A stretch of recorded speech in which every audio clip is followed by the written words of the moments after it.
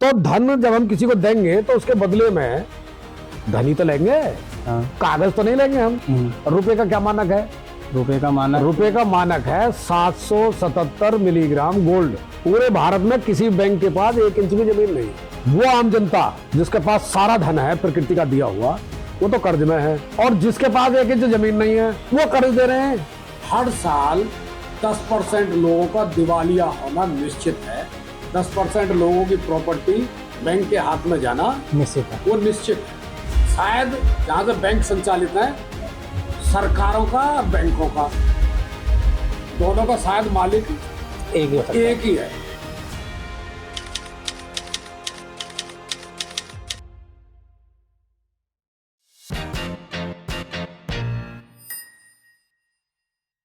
नमस्कार दोस्तों, कुछ दिनों पहले हम लोगों ने लोकल और नेशनल अखबार में खबर देखी और उनके साथ में हमने एक व्यक्ति को देखा और साथ में एक किताब देखी, रुपया।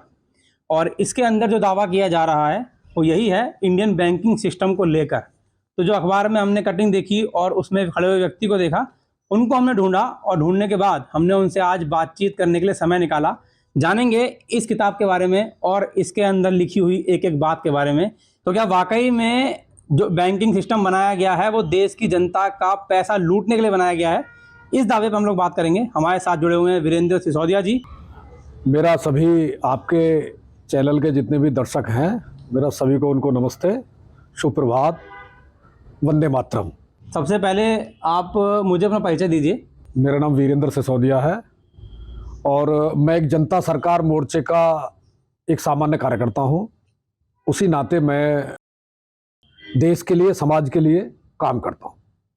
ठीक है, अब मुझे ये बताइए कि ये किताब है और इसका नाम रुपया ही क्यों रखा गया है? नहीं, इसका आप किताब का पूरा नाम पढ़िए। पूरा नाम है रुपया, रुपया मूल्य का मापक या शोषण का साधन। ओके, ये इसका किताब का पूरा नाम है। ठीक है। रुपया जो है वो किसी भी वस्तु के मूल्य को मापने का एक मापक है। ठीक है।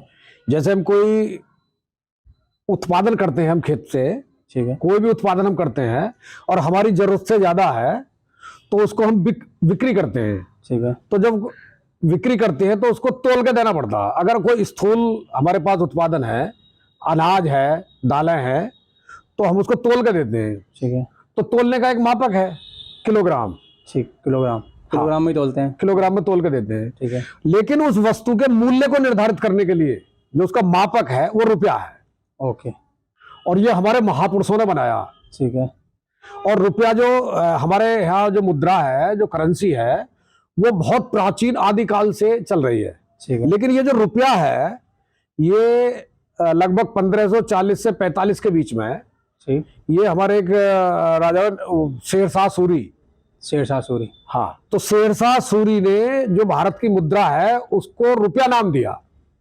रुपये का जो आविष्कार किया या रुपया मुद्रा का नाम जो दिया रुपया, वो शेरशाह सूरी ने दिया। क्या बात कर रहे हैं, ये पहली बार मालूम चला। हाँ। अभी तक मालूम ही नहीं था। शेरशाह सूरी ने दिया रुपया जो है। उससे पहले रुपया नहीं था, मुद्रा थी। ठीक है। कौड़ी, दमड़ी, हाँ, ढेला, ये चलते थे, ये सुना है। हाँ, लेकिन रुपया जो है वो मुद्रा, भारतीय मुद्रा का जो नाम रुपया दिया वो शेरशाह सूरी की देन है भारत को। ओके, तो इसका मतलब बैंकिंग सिस्टम से क्या लेना देना है? हाँ, ये एक षड्यंत्र है, बहुत बड़ा षड्यंत्र। हाँ, बैंकिंग सिस्टम या रुपया? Banking system. ओके, रुपया षड्यंत्र नहीं है। ओके, रुपया को तो माध्यम बना करके लूट का एक इन्होंने जो है एक साधन बना दिया। ठीक है। तो रुपया वो नहीं है। तो मैं कनेक्ट नहीं कर पा रहा हूँ फिलहाल, सही बताऊँ तो मैं, कि रुपया जो नाम दिया शेरशाह सूरी ने, उससे बैंकिंग सिस्टम से कैसे बैंक इसको मतलब लूट रहा है देश जनता? हाँ, देखो, जब हम उत्पादन करते हैं तो बहुत सारी चीजें करते हैं। ये तो मैंने स्थूल का बताया। ठीक है। मान लो हमने कोई कपड़ा तैयार किया, कपड़ा बनाया, तो कपड़ा को हमें देखना, उसको नाप के देना पड़ेगा। तो उसके लिए हमने बनाया मीटर, फुट। तो वो जो फुटा है वो लकड़ी का हो, लोहे का हो, सोने का हो, चांदी का हो, किस धातु का बना है इससे कोई मतलब नहीं है। उसकी लंबाई 12 इंच होनी चाहिए। ठीक है। ये फुट हो गया। ठीक है। अब 1 लीटर है, कुछ हम तेल, दूध आदि जो है उत्पादन करते थे, तो उसको जब देना पड़ता था तो उसके लिए हमने लीटर बनाया। अब लीटर एल्यूमिनियम का हो, पीतल का हो, सोने का हो, उससे कोई मतलब नहीं, उसमें 1000 मिलीलीटर आना चाहिए। तो ये लीटर है। ठीक है। अब हम किसी के यहाँ काम करते हैं ठीक है। तो हम करते हैं समय का दान। ठीक है। हम जो मजदूरी लेंगे समय से लेंगे। उस समय से लेंगे, हम जो अपनी ऊर्जा लगाएंगे उस समय के हिसाब से। हम 8 घंटे काम किया तो 8 घंटे का हम अपना मेहनत मजदूरी या जो भी हिस्सेदारी हमारी है उसके हिसाब से लेंगे। तो समय को कैसे मापा जाएगा? उसके लिए घड़ी है। तो घड़ी जो है उसका मापक बना दिया घंटा। एक घंटा मतलब 60 मिनट। 60 मिनट। अब वो घड़ी जो है वो सोने की है, चांदी की है, लोहे की है, किस चीज के, इससे कोई फर्क नहीं पड़ता। इसी तरह जो मुद्रा है भारत की वो किसी वस्तु के मूल्य को मापने का मापक है। तो वस्तु क्या है? वो धन है। गेहूं है, धान है, गुड़ है, अनाज है, कपड़ा है, कुछ भी है, वो धन है। तो धन जब हम किसी को देंगे तो उसके बदले में धन ही तो लेंगे, कागज तो नहीं लेंगे। हम कागज नहीं लेंगे। जब हम वस्तु किसी को देते हैं तो उस वस्तु का, पशु है, पेड़ है, पौधा जो भी है, उसका मूल्य निर्धारित कैसे होगा? वो मुद्रा से होगा। ठीक है। तो भारत की मुद्रा क्या है? रुपया। तो रुपया से तय होगा। तो रुपया का मतलब वो कागज का है, लोहे का है, किसका है, इससे कोई मतलब नहीं है। रुपए का एक मानक है। रुपए का क्या मानक है? रुपए का मानक है 777 मिलीग्राम गोल्ड। 1 रुपए का जो मानक है मेरे ख्याल से वो 100 पैसे होना चाहिए। देखो, शेरशाह सूरी ने जब रुपया बनाया तो उन्होंने 2 सिक्के बनाए। एक को बोलते थे रुपया, दूसरे को बोलते थे मोहर। हाँ, मोहर होती थी सोने की, वजन होता था 1 तोला। ओके। और रुपया होता था चांदी का, वो भी 1 तोले का। रुपया भी 1 तोले का, वो चांदी का। मोहर भी 1 तोले की, वो सोने की। ठीक है। लेकिन चांदी जो है वो रुपए का मापक नहीं है, रुपए का मानक नहीं है, स्टैंडर्ड नहीं है वो। ठीक है। वो तो एक धातु का बना दिया रुपया। लेकिन जो मानक है वो गोल्ड है। तो वो जो मोहर थी, शेरशाह सूरी ने जब बनाया, उन्होंने कहा कि ये जो मोहर है इसका मतलब 10 रुपया है। एक गोल्ड की मोहर का, एक जो सोने की मोहर है 1 तोले की, उसका मतलब है 10 रुपया। 10 रुपया। और अगर किसी को खुले करने हैं तो 1 मोहर दो और 10 रुपए चांदी के दे दो, ले लो, और 10 रुपए दो और 1 मोहर ले लो। ये अनुपात था दोनों में। जैसे इसको हम आसान भाषा में समझने की कोशिश करें कि आप 100 पैसे दो और 1 रुपया ले लो आज की तुलना में। हाँ, आज की तुलना में। और अगर 1 रुपया लो और 100 पैसे दे दो। बिल्कुल वो वाला हिसाब। तो जो मोहर है वो 10 रुपए उसकी वो रखी, और उसको या तो 1 मोहर बोल दो या 10 रुपए बोल दो, एक ही बात है, इसमें कोई अंतर नहीं है। ठीक है। ये मानक है रुपए का। ओके। जो शेरशाह सूरी ने बनाया। हाँ, लेकिन जब यहाँ अंग्रेज आए और उन्होंने देखा कि यहाँ तो लेन देन जो होता है वो सोने में चल रहा है और सोने की भरमार है, तो उन्होंने देश को लूटने के लिए, देश की संपत्ति पर, देश की संप्रभुता पर कब्जा करने के लिए उन्होंने रुपए का पहली बार 1882 में कूटकरण किया। कूटकरण मतलब? कूटकरण, उसकी वैल्यू घटाई। ओके। रुपए की कैसे घटाई? वो एक एक्ट लेकर के आए, पेपर करेंसी एक्ट 1882 के नाम से उसको जाना जाता है। ठीक है। वो ऑन रिकॉर्ड है, कोई ऐसी वो नहीं है। तो पेपर करेंसी एक्ट 1882 में उन्होंने क्या किया कि ये जो 1 मोहर 10 रुपए की थी, उन्होंने कहा कि आज के बाद 1 मोहर 10 रुपए की नहीं रहेगी। अच्छा। वो 15 रुपए की रहेगी। अब जब मोहर 15 रुपए की उन्होंने की तो इससे हुआ क्या? मान लो मेरे घर 300 रुपए रखे हैं चांदी के एक के 300 रुपए रखे हैं। ठीक है। और मैं कह रहा हूं घर कि मुझे सुबह को 300 रुपए दे देना, मैं टकसाल पे जाऊंगा और मोहर लेकर के आऊंगा। ठीक है। तो 10 रुपए की अगर एक मोहर है तो मुझे कितनी मोहर मिलेंगी? आपको मिलेंगी 30 मोहर मिलेंगी। लेकिन जैसे ही उन्होंने उस एक्ट के माध्यम से 1 मोहर 15 रुपए की कर दी, तो आपको, अब जब मैं सुबह गया तो आपको टकसाल पर 20 मोहर 33% रुपए का कूटकरण कर दिया उन्होंने। मतलब 33% सोने की डाका डाल दिया उन्होंने। और 33% सोने का ही डाका नहीं, हर वस्तु भारत की जो उत्पादन हम करते थे उसकी 33% वैल्यू घट गई। अब धीरे धीरे समझ में आ रही हैं चीजें। हाँ, 33% वैल्यू घट गई उसकी। ठीक है। तो ये उन्होंने कर दिया। ठीक। लेकिन वो डॉक्यूमेंट्री दस्तावेज है, वो आज भी लागू है कि एक मोहर जो है, पेपर करेंसी एक्ट 1882 के बाद आज तक एक जो मोहर है वो 15 रुपए की है। 1 रुपए की वैल्यू कितनी हो, स्टैंडर्ड क्या हो गया, 1/15 मोहर।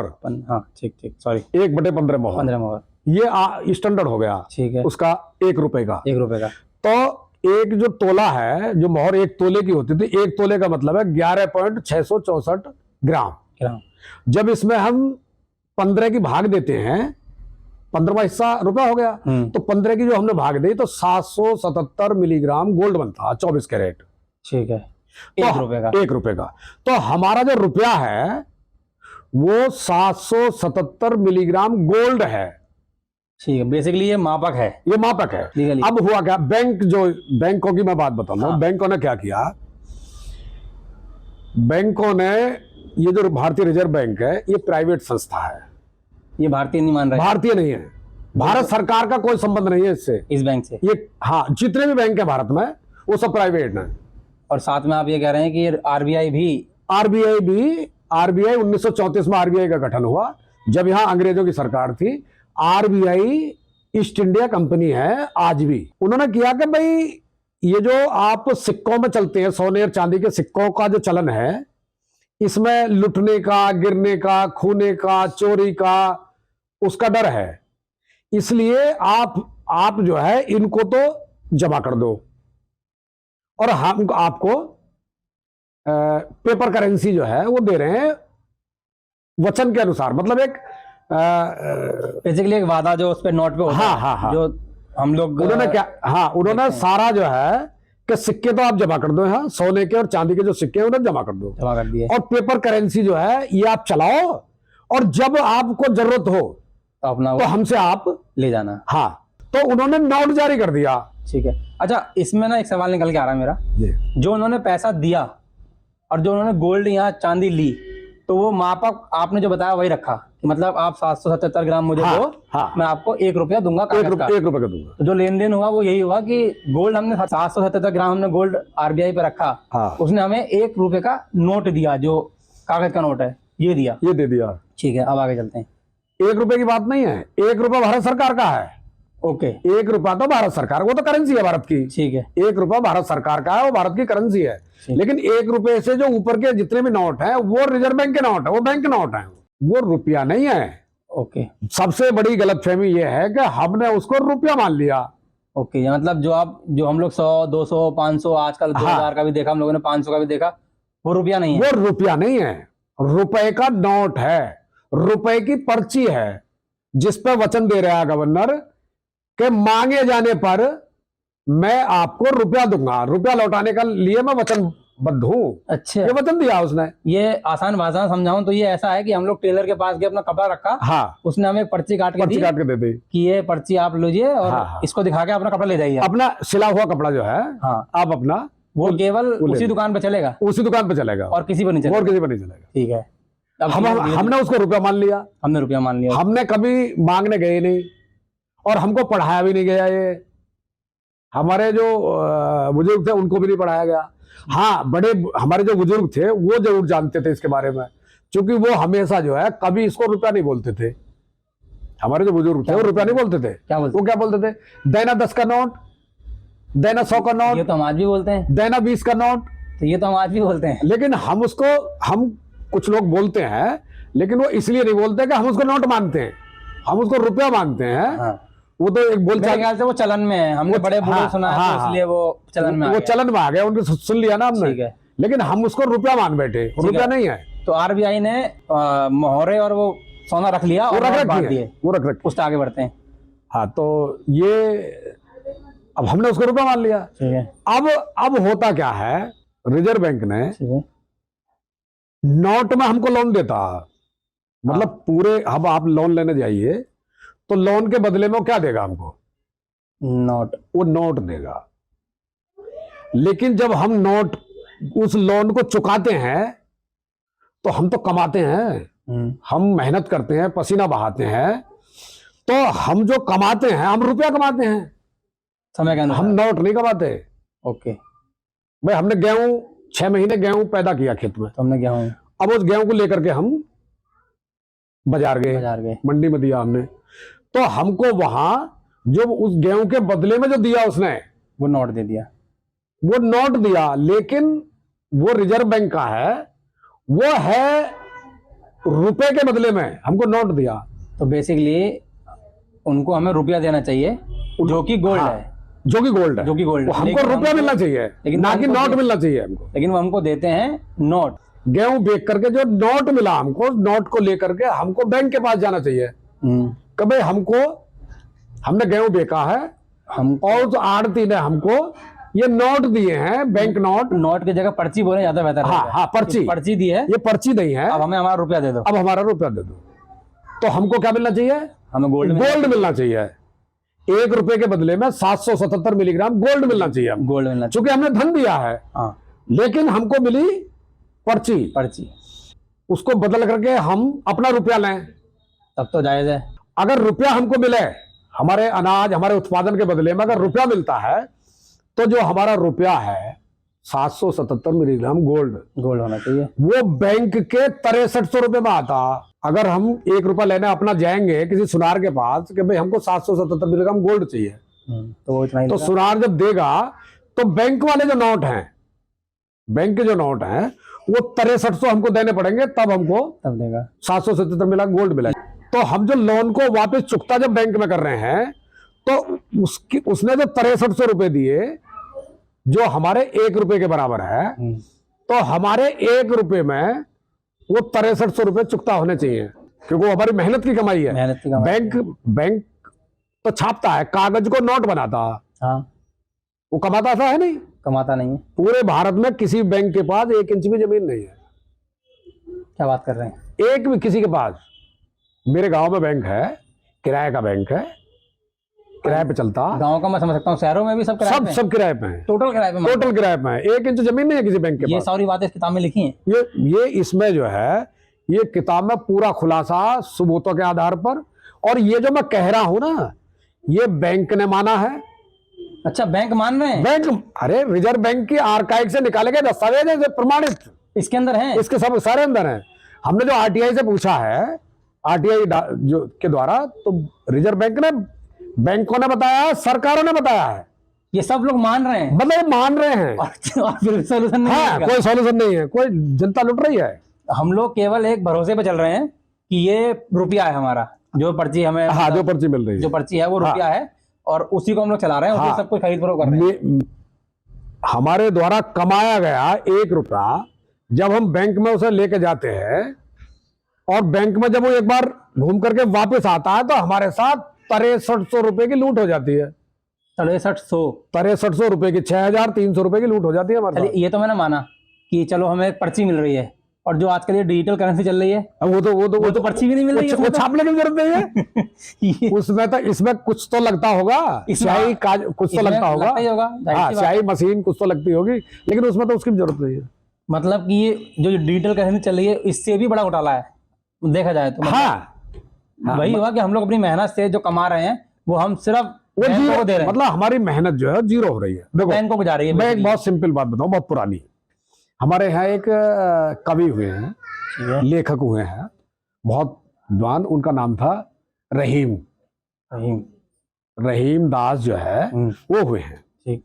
और उन्होंने एक दोहा लिखा है, गौधन, गजधन, वाजधन और रतनधन खान। गौ क्या बताई उन्होंने? धन। गज माने हाथी, धन। वाज माने घोड़ा, वो धन। गौधन, गजधन, वाजधन और रतनधन खान। रत्नों की खान तो क्या है? वो है जमीन, वो है भूमि। ओके, ये तो हमें मालूम है। ठीक है। सारी फसल कहाँ पैदा होती है? जमीनों पे। पेड़ कहाँ पैदा होते हैं? जमीन पे। पशु पक्षी कहाँ रहते हैं? सब जमीन पे। हम लोग भी जमीन पे रहते हैं। सब जमीन पे रहते हैं। अच्छा, डीजल पेट्रोल कहाँ निकलते हैं? जमीन। कोयला कहाँ निकलता है? जमीन। सोना, चांदी, हीरे, मोती, जवाहरात, जो भी कुछ निकलता है जमीन से निकलता है। वो जमीन से निकलता है। वो जमीन किसके पास है? बस ये नोट नहीं निकलता। हाँ, नहीं, जमीन किसके पास है? जमीन तो लोगों के पास है। जमीन आम जनता के पास है, आम जनता के पास, गांव के पास है, गांव के लोगों के पास गांव है। के लोगों के पास है। तो जिनके पास गौधन है, गजधन है, वाजधन है और रत्नों की खान है, वो आम जनता जिसके पास सारा धन है प्रकृति का दिया हुआ, वो तो कर्ज में है। हाँ, कर्ज में है। और जिसके पास 1 इंच जमीन नहीं है, वो सब मालिक बन के बैठे हैं। उत्पादन का कोई साधन नहीं है, वो कर्ज दे रहे हैं। लॉजिक, कितना बड़ा षड्यंत्र है। ये लॉजिक है। लॉजिक है ना। पूरा भारत कर्ज में बांध दिया। एक सवाल मेरा आपसे भी है और इस देश के नेताओं से, अभिनेताओं से, और जो नौकरशाही है या अफसरशाही है, वकीलों से, डॉक्टरों से, मतलब जिस पेशे से है, उनसे मेरा एक सवाल है। 1934 में रिजर्व बैंक की स्थापना हुई, ठीक है। ठीक है। मान लीजिए सबसे पहले उसने 100 करोड़ रुपए छाप दिए, हमारा सोना लेकर के, हमारा मोहर और सब लेकर के लोगों से लिया और हाँ, पर्चियां दे दी और ये नोट छाप दिया। कितना? 100 करोड़। 100 करोड़। और उसने कहा कि आप लोन ले लो मुझसे। बैंक ने कहा हमसे लोन ले लो और लोन में आप अपना बिजनेस व्यापार वो बढ़ाओ। ठीक है, ठीक है। अब 100 लोग चले गए बैंक के पास, क्या जी हमको लोन दो। बोला ठीक है हम लोन देंगे, लेकिन लोन के बदले में आप हमें कुछ रख दो गिरवी, आप हमें अपनी प्रॉपर्टी संपत्ति कुछ जो है उसमें रख दो, वो मॉर्गेज करो, बंधक रखो। ठीक है। अब उन लोगों ने बिजनेस व्यापार बढ़ाने के लालच में अपनी जो उसके पास मूलधन था, मतलब असली धन जो था, जमीन हो, मकान हो, पशु हो, सोना हो, पेड़ हो, पौधे हो, जो भी सोना हो, वो उन्होंने वहां रख दिया, वो गिरवी रख दिया। गिरवी रख के उन 100 लोगों ने वो जो 100 करोड़ रुपए छापे पहली बार, ये विशेष ध्यान देने की बात है, पहली बार जो 100 करोड़ रुपए छापे, वो 100 लोगों को उन्होंने लोन दे दिया, उनकी प्रॉपर्टी, असली प्रॉपर्टी रख करके। और एक शर्त लगा दे कि आपको 1 साल बाद 10% ब्याज के साथ वापस जमा करना है। ठीक है, ठीक है, ठीक है। तो 100 करोड़ जब 100 लोगों को दे दिया, अब उन्होंने अपना बिजनेस व्यापार में लगा दिया। अब 1 साल बाद 10% ब्याज के 10% ब्याज और जोड़ो उसमें, ठीक है, तो कितना पैसा वापस देना उन्हें? 100 करोड़, 110 करोड़ रुपए वापस देना। हाँ, 100 करोड़ छपा और 10% जो है 10 करोड़ जो है ब्याज का हो गया। आ गया। नहीं, मेरा सवाल ये है, छापा 100 करोड़, 100 करोड़ दे दिया, ठीक है, तो मार्केट में कितना आया? 100 करोड़। 100 करोड़ देना कितना वापस? 110 करोड़। 110 करोड़। वो जो 10 करोड़ रुपया है जो छपाई नहीं, वो कहां से आएगा? वो कहां से बनेगा? वो 10 करोड़ रुपया ऊपर का जो ब्याज का है, वो कहां से बनेगा? वो कहां से जाएगा? वो तो जब ना तो रिजर्व बैंक ने छापा, कोई और छाप नहीं सकता। ठीक है, रिजर्व बैंक के अलावा, चूंकि सरकार ने रिजर्व बैंक को टेंडर दे रखा है छापने का। ये तो बहुत बड़ी बात है। अब ये जो पैसा वापस जाएगा, ये जमीनों के रूप में, मकानों के रूप में जो गिरवी रखे होंगे। जमीन तो पहले रख दी वहां। अच्छा, जमीन तो पहले गिरवी रख के तो लिया है वो। हाँ, ये भी आप सही कह रहे हो। तो वो जो 10 करोड़ ब्याज का है वो कहां से जाएगा? इस सवाल का जवाब कोई दे दे। ब्याज का तो छपता ही नहीं, ब्याज का छपा ही नहीं है। ये तो आप बिल्कुल सही कह रहे हो। तो ब्याज का देता कहां से आदमी? ब्याज का रुपया कहां से जाएगा? लोगों की जमीन जब लोन देते हैं उससे पहले प्रॉपर्टी रख लेते हैं। ये बात बिल्कुल सही कह रहे हो। या फिर जो और प्रॉपर्टी होगी उसमें से जाएगा, मतलब बेसिकली प्रॉपर्टी ही जानी है। अगर दे भी रहा है तो प्रॉपर्टी ही जानी है, प्रॉपर्टी ही जानी है, असली प्रॉपर्टी जिसे कहेंगे। अब और आप सुनोगे तो आप हतप्रभ रह जाओगे। जनता सरकार मोर्चे ने आरटीआई से, रिजर्व बैंक से पूछा, जब रिजर्व बैंक की आर्काइव से हमको दस्तावेज मिल गए प्रमाणित, और ये उसमें प्रूफ हो गया कि 1 रुपया जो है वो 777 मिलीग्राम गोल्ड है। और जब रिजर्व बैंक की स्थापना हुई तो वो जो रिजर्व बैंक की स्थापना का जो पूरा नियम, व्यवधान या एक्ट बना, उस एक्ट में जब ये स्पष्ट है कि रिजर्व बैंक उतने ही नोट छाप सकता है जितना गोल्ड रिजर्व में होगा। ठीक है, इसका मतलब 1 रुपया छापेगा रिजर्व बैंक तो 777 मिलीग्राम गोल्ड जो रखना पड़ेगा, क्योंकि वो लौटाना है, वचन दिया है। तो हमने आरटीआई के द्वारा रिजर्व बैंक से पूछा कि आपके पास गोल्ड कितना है रिजर्व में? ठीक है, तो उसने बताया हमारे पास गोल्ड है 800 ton. 800 ton? 800 ton gold Reserve Bank के पास, टोटल भारत का? हाँ, ठीक है। वो उसने आरटीआई के द्वारा वो बताया। अब हमने फिर पूछा, तो हमने उससे 800 टन सोने को डिवाइड किया 777 मिलीग्राम गोल्ड।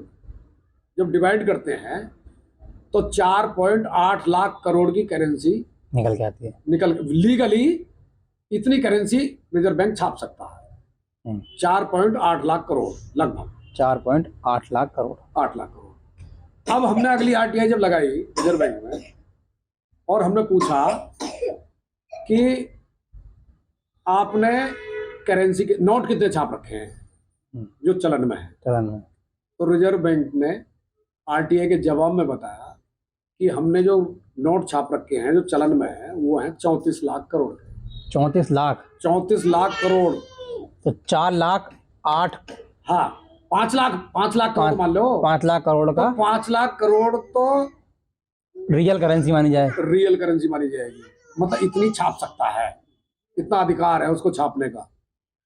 तो 34 लाख करोड़ की छाप रखी है, 34 में से 5 निकाल दो, 29 लाख करोड़ के नोट जो है वो जो चल रहे हैं वो फर्जी है। और वो आरबीआई ने छापे हुए हैं। आरबीआई के छापे, सरकार की देखरेख में छापे हुए हैं, सरकार की जानकारी में छापे हुए हैं। और सरकार को ये जानकारी है, पूरी जानकारी है।